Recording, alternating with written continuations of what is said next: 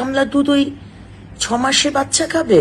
ফুটপাতে দুধ গরম করা নিয়ে অগ্নিমিত্রা পালকে অনেক কিছু শুনতে হচ্ছে।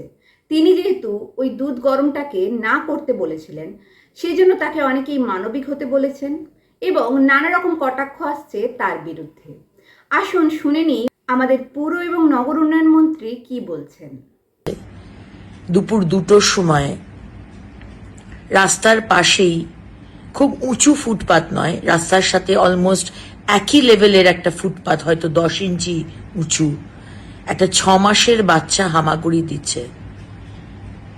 তার আশেপাশে খুব একটা অভিভাবক কেউ ছিল না, বাচ্চা একাই হামাগুড়ি দিচ্ছে, দূরে দূরে তার মা ঠাকুমা।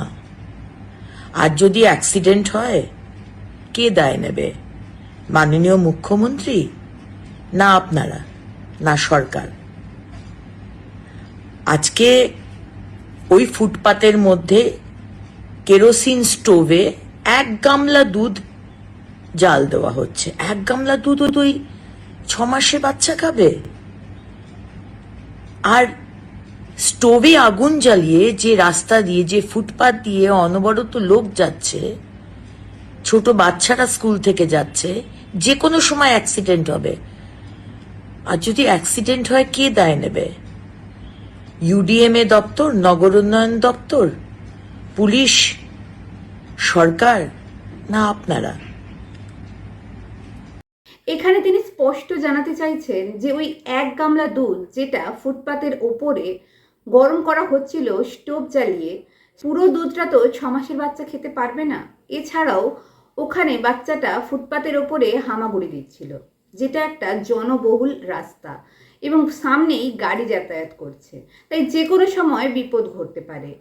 সরকার যদি ভালো কাজ করতে যায় তাতেও মানুষ নানা রকম কটাক্ষ করবে, খারাপ করলেও তাতে তো বলবেই।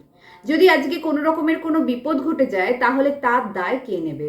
ওই ফুটপাত দিয়ে মানুষ চলাচল করে এবং স্কুলের পরে অনেক বাচ্চারা ওই রাস্তা দিয়ে যাতায়াত করে। যদি কোনো ভয়াবহ ঘটনা ঘটে যায় তখন তার দায় কে নেবে? মন্ত্রী অগ্নিমিত্রা পালের এই কথাতে অনেকটাই যুক্তি রয়েছে। এই নিয়ে বিরোধীদেরকেও তিনি জবাব দিয়েছেন। তিনি বলেছেন যে আপনাদের থেকে মানবিক হতে আমাদেরকে শেখাবেন না, আপনাদের থেকে অনেক বেশি মানবিক আমরা। আপনাদের এই অগ্নিমিত্রা পাল ম্যাডামের কথা শুনে কি বক্তব্য অবশ্যই কমেন্টে জানাতে ভুলবেন না।